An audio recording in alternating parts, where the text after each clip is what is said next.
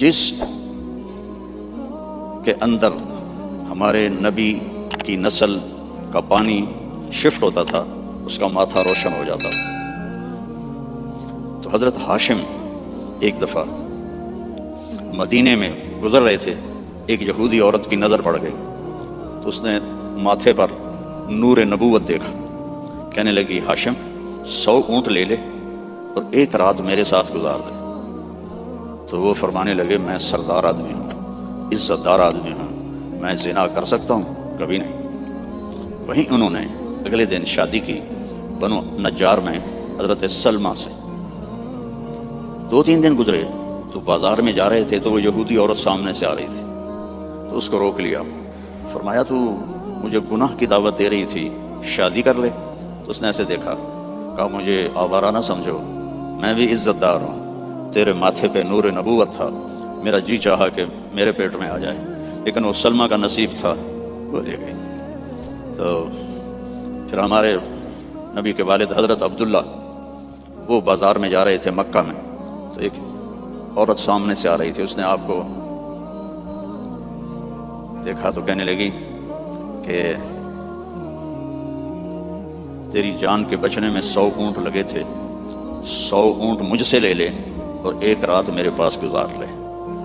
انہوں نے بھی یہی فرمایا کہ میں عزت دار ہوں، یہ نہیں ہو سکتا۔ اس کا کیا مطلب تھا 100 اونٹ تیری جان پہ لگے؟ حضرت عبد المطلب کا ایک ہی بیٹا تھا حضرت حارث، اور زمزم کا کنواں کھود رہے تھے، تو تھک کے بیٹھ جاتے تو کہتے وہ بھی کوئی سردار ہے جس کی اولاد نہ ہو، اگر میرے اللہ نے مجھے 10 بچے دیے تو میں ایک کو اللہ کے نام پہ قربان کروں گا۔ اللہ نے 15 دے دیے تو سب کو اکٹھا کیا اور کہا کہ میں نے منت مانی تھی، ایک کو ذبح کرنا ہے، تیار ہو؟ آج ہمارا بیٹا ہمیں پانی پلانے پہ تیار نہیں ہے، اور وہ 15 کے 15 کہنے لگے تیار ہے، جس کا ہاتھ پکڑو گے گردن پیش، کہنے ایسے نہیں، میں قرعہ ڈالوں گا۔ تو انہوں نے سب کے نام لکھے اور پرچی ڈالی تو حضرت عبداللہ کا نام نکل آیا، سب سے چھوٹے تھے، سب سے پیارے تھے، انہوں نے ہاتھ پکڑا اور صفا پہاڑی کی طرف چل پڑے۔ تو ان کی جو تھیں حضرت عبداللہ کی بہنیں اور پھوپھیاں اور باقی عرب سردار وہ آگے آ گئے۔ اس میں ایک صحابی ہیں عامر بن عاص، ان کا والد ایمان تو نہیں لایا تھا، عاص بن وائل، اس کا بڑا کردار ہے۔ وہ کہنے لگا عبد المطلب کبھی نہیں ہونے دوں گا، یہ تو کیا چاہتا ہے کہ تیرے بعد لوگ اپنے بچے ذبح کریں؟ تو عبد المطلب کہنے لگے یہ سردار کا بول ہے، یہ عام تام بول نہیں ہے۔ وہ کہنے لگا تیرے سامنے بھی سردار کھڑا ہے، یہ بھی عام تام بول نہیں ہے، میں نہیں ہونے دوں گا۔ تو جھگڑا ہو گیا۔ ان کا چلو مدینے کو جاتے ہوئے راستے میں عصفان ایک جگہ تھی، تو وہاں ایک اس زمانے کے جج تھے، تو ایک عورت جج تھی کاہنہ، اس کے پاس کیس گیا۔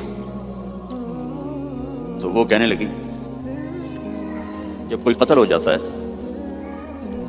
تو وارث بدلہ نہ لیں بلکہ قیمت لیں تو کتنی ہوتی ہے؟ تو انہوں نے کہا 10 اونٹ۔ کہا ایک پرچی پہ عبداللہ لکھو اور ایک پہ 10 اونٹ لکھو اور پرچی ڈالو، جب تک عبداللہ کا نام نکلتا رہے 10-10 اونٹ بڑھاتے جاؤ، اور جب اونٹوں کا نام نکل آئے تو پھر عبداللہ کو چھوڑ دو اور جتنے اونٹ ہیں ذبح کر دو۔ تب حرم شریف میں سارے اکٹھے ہوئے، اور اس وقت پرچیاں ہوتی تھیں 2 تیر اور اس کا جو ڈبہ ہوتا تھا اس میں سوراخ ہوتا تھا، تو ایک تیر پہ عبداللہ لکھا اور ایک تیر پہ 10 اونٹ لکھا، اور ایسے کر کے نا اسے ہلا کے جو پھینکا تو عبداللہ کا نام نکلا۔ تو انہوں نے پھر اس پر 20 اونٹ اور عبداللہ، پھر ہلا کے پھینکا، عبداللہ نکلا، پھر 30 اونٹ، پھر عبداللہ، 40، پھر عبداللہ، 50، پھر عبداللہ، 60، پھر عبداللہ، 70، پھر عبداللہ، 80، پھر عبداللہ، 90، پھر عبداللہ۔ اب سب کے رنگ فق ہو گئے۔ عبد المطلب کے 100 اونٹ تھے تو 100 تک تو ان کو بھی تسلی تھی بھی کوئی گل نہیں، تو بعد میں کیا ہوگا؟ تو پھر پرچی، تو عبداللہ پھر پرچی ڈالی 100 اونٹ اور عبداللہ، تو جب پرچی نہیں تیر پہ لکھا 100 اونٹ اور دوسری طرف عبداللہ، تو 100 اونٹ نکل آیا، تو سب نے اللہ اکبر کہا۔ تو عبد المطلب کہنے لگے نہیں ایک دفعہ اور کروں گا، پھر ڈالی 100 اونٹ نکل آئے۔ تو سب نے کہا اب تو ٹھیک ہے، کہا نہیں ایک دفعہ اور، پھر تیسری دفعہ کی تو 100 اونٹ نکلے، اور تیسری دفعہ حضرت عبد المطلب راضی ہو گئے اور 100 اونٹ انہوں نے خود ذبح کیے، 100 اونٹ اکیلے نے ذبح کیے۔ مکے والوں لے جاؤ، اور حضرت عبداللہ کی جان بچی۔ تو اس عورت نے یہ کہا کہ 100 اونٹ پہ تیری جان بچی تھی، 100 اونٹ میں دیتی ہوں، ایک رات گزار لے۔ انہوں نے بھی وہی کہا جو ان کے دادا نے کہا تھا کہ میں سردار کا بیٹا ہوں۔ تو اللہ نے ہم پر احسان فرمایا، لقد، یہ لفظ جھنجھوڑنے کے لیے ہوتا ہے کہ سنو، جیسے میں کسی کا کندھا پکڑ کیسے کہوں سنو میری بات، جو کہہ رہا ہوں صحیح ہے۔ لقد جاءکم، تمہارے پاس آئے گا نہیں، آ گیا ہے۔ کون ہے؟ رسول۔ کیسا ہے؟ من انفسکم، تمہارے اندر سے ہے، تمہارے خاندان سے ہے، اور سب سے بڑے خاندان سے ہے، بنو ہاشم۔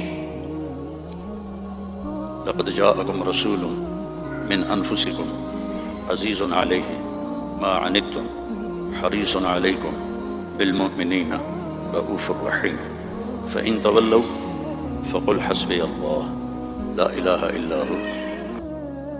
ایک صحابی آئے، یا رسول اللہ مجھ سے بڑی خطا ہو گئی۔ آپ نے فرمایا کیا ہوا؟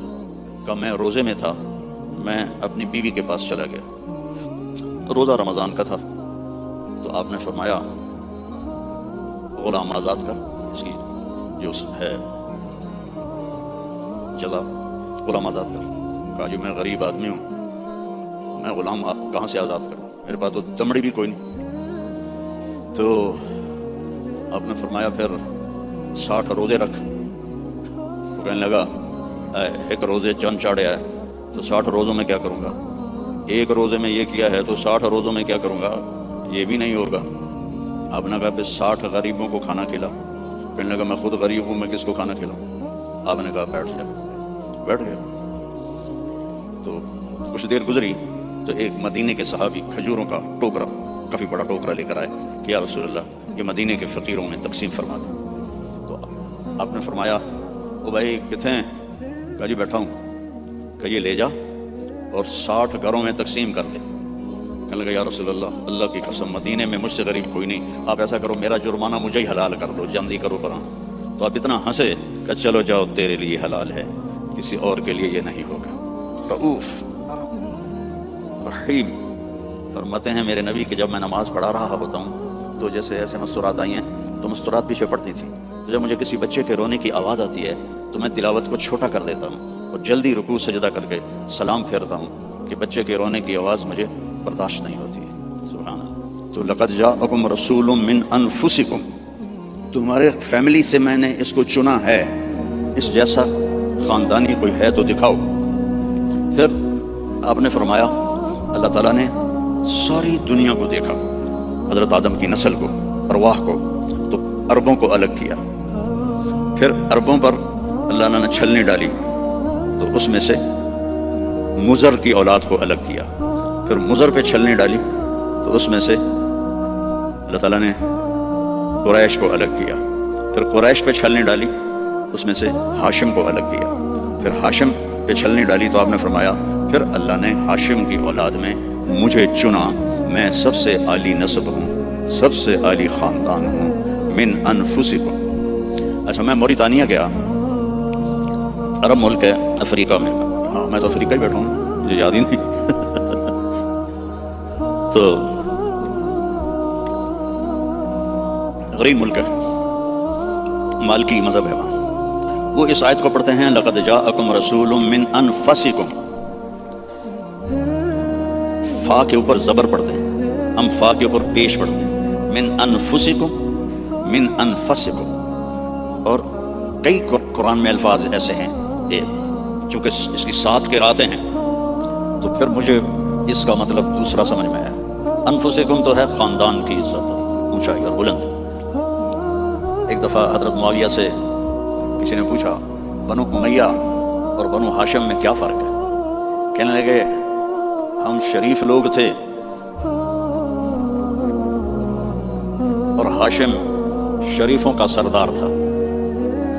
پھر ہم شریف لوگ تھے اور عبد المطلب شریفوں کا سردار تھا، پھر ہم شریف لوگ تھے اور ابو طالب شریفوں کے سردار تھے، پھر آ گئے محمد مصطفیٰ تو ساری شرافتیں لے گئے وہ، ہمارے پاس تو بس وہ ہی رہ گیا۔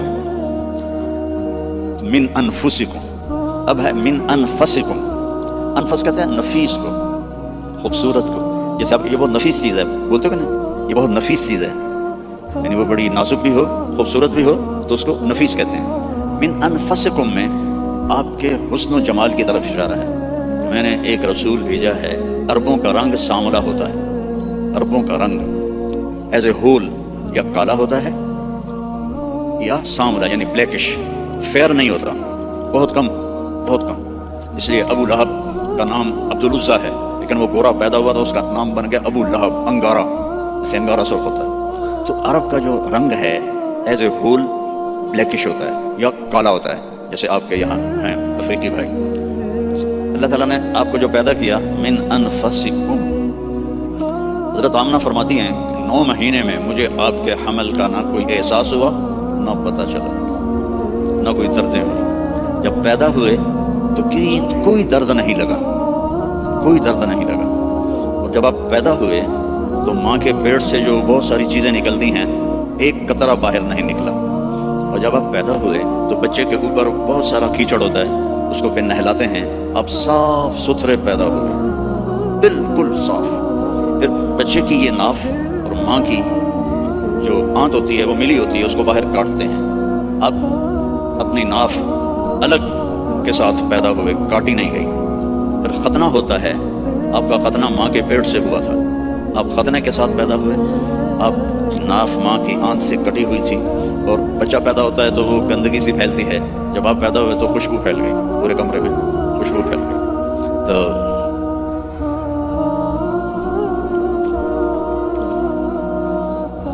اب وہ آپ کی جو دائی تھی وہ حیران ہو کے دیکھ رہی تھی کہ یہ کیسا بچہ ہے۔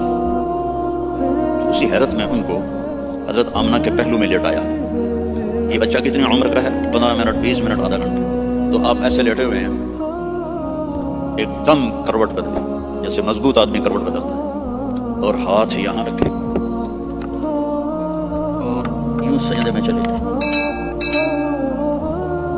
ایسے بڑے سجدہ کرتے ہیں، لیٹے یا نہیں، گھٹنے اٹھائے، ہاتھ اٹھائے اور اس طرح سجدہ کیا، اور لمبا سجدہ۔ اور اس کے بعد آپ نے سجدے سے یوں سر اٹھایا، دونوں ہاتھ سیدھے کیے۔ بچہ تو پھر بھی نہیں سکتا، یہ کیا کر رہا ہے؟ یوں کیا، سینے کو یہاں کیا، پھر اس ہاتھ کو اوپر کیا، اپنا سر بھی اوپر کیا، اور انگلی کو ایسے آسمان کی طرف اوپر کیا۔ کیا پیغام دیا؟ نماز لے کے آیا ہوں، افریقہ میں آ کے چھوڑ نہ دینا، رینڈ کے پیچھے بھاگتے بھاگتے رینڈ نہ مر جانا۔ پنجاب والے سمجھتے ہوں گے رینڈ کسے کہتے ہیں؟ جوں کو رینڈ کہتے ہیں۔ ایسا سجدہ کیا، جب آپ نے یوں کیا تو سارا نور ہی نور پھیل گیا، اور اس کے بعد آپ پھر وہی بچے کے بچے۔ تو وہ ڈر گئی، دائی بھی ڈر گئی، اماں بھی ڈر گئی، تو انہوں نے اٹھا کر ان کو گود میں لے لیا۔ ایک دم گھر کی چھت پھٹی اور اس سے ایک بادل لایا۔ تو وہ بادل اتنا گہرا تھا کہ آپ اس کے اندر چھپ گئے۔ یہ ماں کی آنکھیں اور یہ بچہ، لیکن نظر نہیں آ رہا۔ فوگ جیسے ہوتی ہے نا سردیوں میں، آپ کے یہاں ہوتی ہے سردیوں میں؟ ہمارے یہاں بہت زیادہ ہوتی ہے۔ تو وہ بچہ نظر نہیں آ رہا ہے، تو اس فوگ کے اندر سے آواز آئی، طوفوا بہ مشارق الارض و مغاربہا، اس بچے کو دنیا پھرا دو،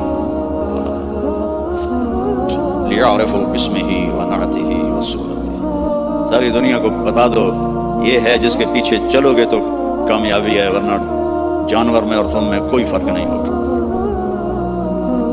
یہی ہے جو تمہیں اللہ سے ملانے آیا ہے۔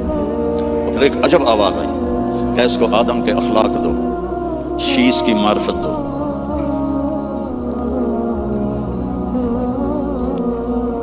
اسے ابراہیم کی قربانی دو، اسے عیسیٰ کی شجاعت دو،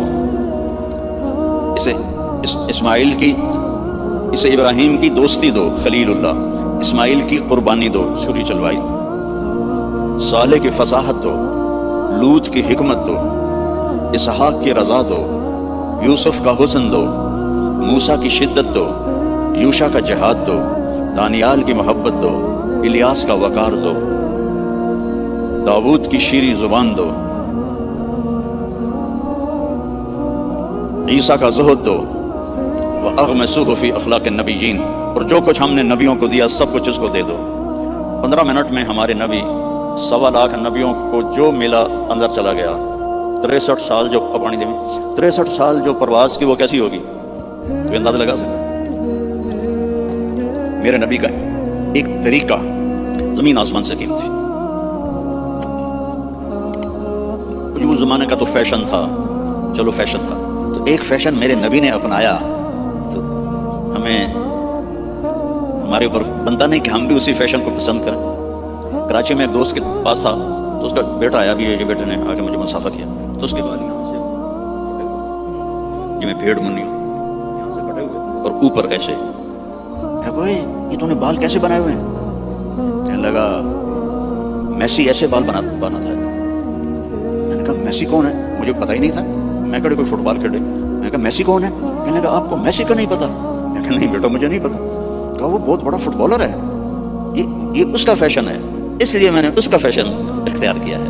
تو بھائیو میرے نبی کی ہر ادا میرے نبی کا فیشن ہے، تو ویسے ہی کرو نا جیسے انہوں نے کیا تھا۔ دوسرے فیشن کیوں اپناتے ہیں؟ اللہ بھی تمہیں پیار سے دیکھے گا، اللہ کا حبیب بھی تمہیں پیار سے دیکھے گا۔ قیامت کے دن ہر نبی کہے گا یا اللہ میری جان بچا، ماں باپ بیوی بچے یا اللہ میری جان بچا۔ صرف ہمارے آپ کے نبی ہوں گے جو کہیں گے یا اللہ میری امت بچا، یا اللہ میری امت بچا، یا اللہ میری امت بچا۔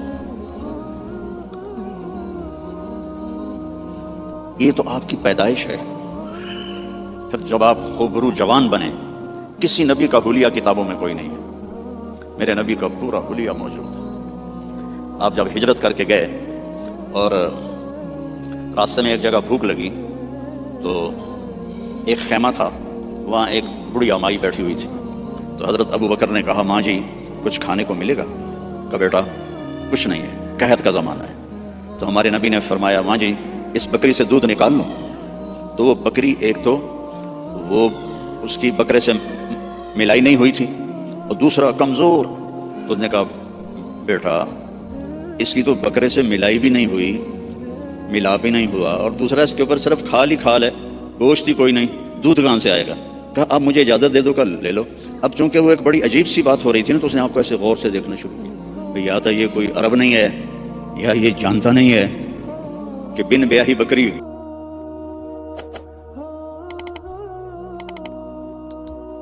علیہ توکلت وہو رب العرش العظیم۔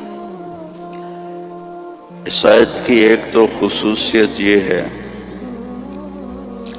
جب جنگ موتا میں 700 حفاظ شہید ہوئے، مسلمہ جو جھوٹا نبی تھا اس کے مقابلے میں حضرت خالد ابن ولید کا لشکر تھا 12,000 اور مسلمہ کا لشکر تھا 60,000۔ تو اس میں مسلمہ کو شکست ہوئی، اور عجیب بات ہے کہ جب وہ لشکر کی کمانڈ کر رہا تھا اور خود لڑ رہا تھا تو اس کی عمر 150 سال تھی۔ اس وقت 150 سال کی عمر میں وہ تلوار اٹھا رہا تھا۔ ہمارے تو 50 سال والے ریٹائر ہو جاتے ہیں، لاٹھی پکڑ لیتے ہیں، تو اس میں 700 حفاظ صحابہ شہید ہوئے۔ تو عمر رضی اللہ تعالی عنہ نے ابو بکر رضی اللہ عنہ سے کہا کہ قرآن جمع کرو۔ پہلے جمع نہیں تھا، کوئی آیت کسی کے پاس، کوئی کسی کے پاس، کوئی کسی کے پاس۔ تو اگر ایسے حافظ شہید ہوتے رہے تو یہ تو قرآن ضائع ہو جائے گی۔ وہ فرمانے لگے اللہ کے نبی نے نہیں کیا، میں کیسے کروں؟ تو حضرت عمر نے قائل کیا کہ یہ اب ضرورت ہے۔ خیر وہ بھی راضی ہو گئے۔ تو انہوں نے زید بن ثابت کو بلایا رضی اللہ عنہ، انصاری صحابی، کہ قرآن جمع کرو۔ انہوں نے بھی کہا اللہ کے نبی نے تو کیا نہیں، ہم کیسے کریں؟ پھر ان کو بھی سمجھایا کہ قرآن کی حفاظت کا معاملہ ہے۔ ٹھیک ہے۔ تو زید بن ثابت نے اپنی طرف سے یہ شرط لگائی اپنی طرف سے کہ جو آیت کم از کم 2 آدمیوں کے پاس لکھی ہوئی ہوگی میں وہ لکھوں گا۔ اگر کوئی آیت کسی ایک کے پاس لکھی ہوئی ہے وہ میں قرآن میں نہیں لکھوں گا۔ یہ بات واضح ہوگی میری کہ جو مقدمات میں بھی کیسز میں بھی 2 کی گواہی ہوتی ہے۔ تو انہوں نے یہ اپنی طرف سے طے کیا کہ 2 آدمیوں کے پاس ہونی چاہیے آیت۔ اس آیت کو جب ڈھونڈنے لگے تو وہ صرف ایک آدمی کے پاس تھی، حضرت خزیمہ بن ثابت رضی اللہ عنہ۔ تو انہوں نے اور تلاش کیا، کسی کے پاس بھی نہیں تھی، صرف حضرت خزیمہ کے پاس تھی۔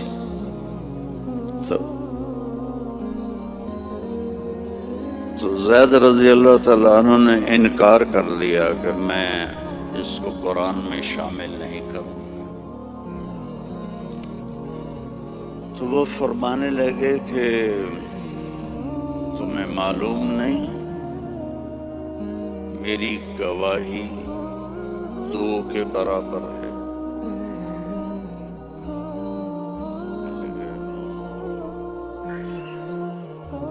اس کے پیچھے ایک عجب واقعہ ہوا۔ اللہ کے نبی جہاد کے سفر سے واپس آ رہے تھے، تو ایک دیہاتی کی اونٹنی آپ کو پسند آ گئی۔ آپ نے فرمایا بیچو گے؟ اس نے کہا جی بیچوں گا۔ کتنے لوگ ہیں؟ جی اتنے لوں گا۔ حدیث پاک میں اس کا عدد وہ نہیں ہے۔ تو آپ نے کہا مدینے چل کے پیسے دے دوں گا۔ تو اس نے کہا ٹھیک ہے۔ آپ آگے نکل گئے، پیچھے سے صحابہ پہنچے تو ہر ایک کو وہ اونٹنی پسند آئی۔ تو انہوں نے اس کو کہنا شروع کیا بیچو گے؟ اتنے پیسے دیں گے۔ وہ اللہ کے نبی نے جو پیسے لگائے تھے اس سے زیادہ کہنے لگے۔ ان کی نیت خراب ہو گئی۔ انہوں نے کہا یا رسول اللہ مجھے اب پیسے دو اور اپنی اونٹنی لو۔ تو آپ نے کہا بھائی تیرا میرا آپس میں باقاعدہ معاہدہ ہوا تھا کہ میں تمہیں پیسے مدینے میں دوں گا اور اونٹنی لے لوں گا۔ کہ نہیں کوئی نہیں ہے، یا آپ ابھی پیسے دیں اور اونٹنی لیں یا میں آگے بیچتا ہوں۔ آپ نے فرمایا بھائی تم اپنا وعدہ تو یاد کر. کہنے لگا کوئی گواہ پیش کریں. کون تھا؟ گواہ تو کوئی بھی نہیں تھا اس وقت، صرف آپ دو ہی تھے.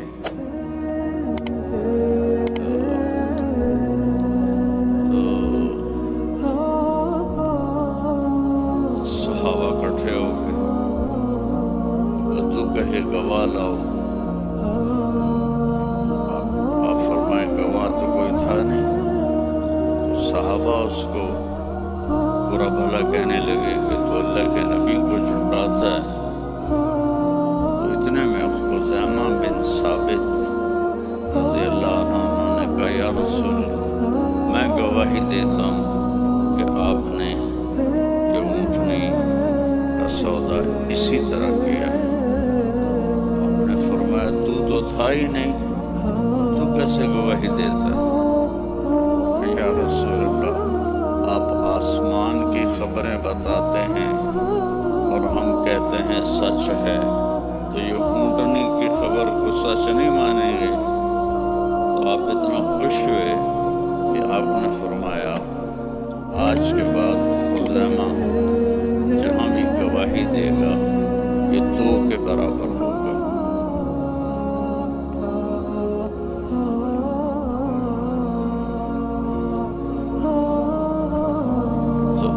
زید بن ثابت کو یاد دلایا کہ تمہیں پتہ نہیں میری گواہی 2 کے برابر ہے. ہاں پھر یہ آیت قرآن کا سورہ توبہ کا حصہ ہے. اس میں اللہ تعالیٰ نے اپنے محبوب کی بطور احسان ہمارے سامنے صفت بیان کی ہے اور احسان جتلایا ہے کہ میں نے تمہارے پاس ایک بہت بڑا نبی بھیجا. حریص علیکم، ہر وقت اسے تمہارا فکر رہتا ہے. جیسے ہر وقت تمہارا فکر ہوتا نا رینڈ آ جائیں، رینڈ آ جائیں، ڈالر آ جائے، ڈالر آ جائے، رینڈ آ جائے، ڈالر آ جائے، پراپرٹی آ جائے، پلاٹ آ جائے. تو یہ جو تمہارا نبی ہے اس سے ہر وقت یہ فکر ہے کہ یہ جہنم سے بچ جائیں، جنت میں چلے جائیں، جہنم سے بچ جائیں، جنت میں چلے جائیں. ہر وقت یہ امتی امتی کہتا رہتا ہے.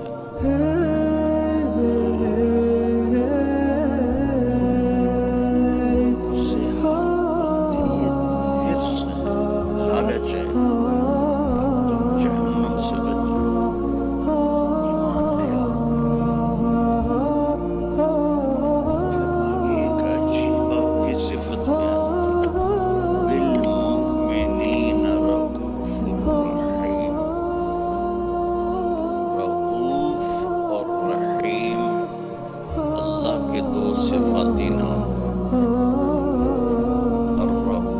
الرحیم، یہ اللہ کے 2 صفاتی نام ہیں. اللہ نے کسی نبی کو اپنی 2 صفتوں کے ساتھ نہیں پکارا. ہمارے نبی کے بارے میں فرمایا بالمؤمنین